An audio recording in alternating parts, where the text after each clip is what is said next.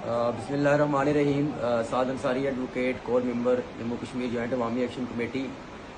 جیسا کہ آپ سب کے علم میں ہے کہ حکومت پاکستان کی جانب سے جموں کشمیر جوائنٹ عوامی ایکشن کمیٹی کو باضابطہ مذاکرات کی دعوت دی گئی ہے، جس کا ہم خیر مقدم بھی کرتے ہیں۔ ہم نے ہمیشہ بامانی اور اصولی مذاکرات کے لیے ہمیشہ جموں کشمیر جوائنٹ عوامی ایکشن کمیٹی نے اپنے دروازے کھلے رکھے، لیکن ساتھ ہی اسی وقت کے دوران ہی ایک اور نوٹیفیکیشن جو آیا، جو اسلام آباد پولیس کی جو نفری ہے اس کی تعیناتی کے حوالے سے یا اس کی موومنٹ کے حوالے سے کہ 2000 جو نوٹیفیکیشن جاری ہوا تھا اس پر عمل درآمد کرتے ہوئے جو نفری اسلام آباد پولیس کی آزاد کشمیر میں آ رہی ہے، تو میں اپنے تمام دیکھنے اور سننے والوں سے اور بالخصوص آزاد کشمیر کی جملہ عوام، جموں کشمیر جوائنٹ عوامی ایکشن کمیٹی کے ساتھ جڑے لوگ اور اوورسیز کشمیریوں سے میں یہ کہوں گا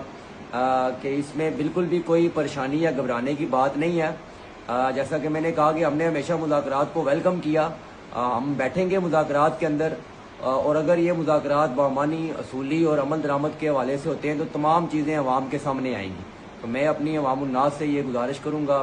کہ 29 سپٹمبر کے حوالے سے جہاں جہاں بھی پروگرامات تشکیل شدہ ہیں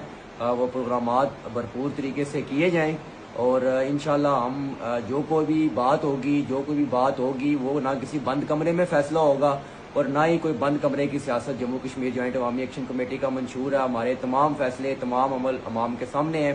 میں عوام الناس سے پھر یہ اپیل کروں گا اور اپنے اوورسیز کشمیریوں سے کہ جس طرح آپ ہماری پشت پناہی کر رہے ہیں اس ریاست کے اندر بسنے والے لوگوں کی، مظلوموں کی اور محنت کشوں کی، اسی طرح ہمیں یہ امید ہے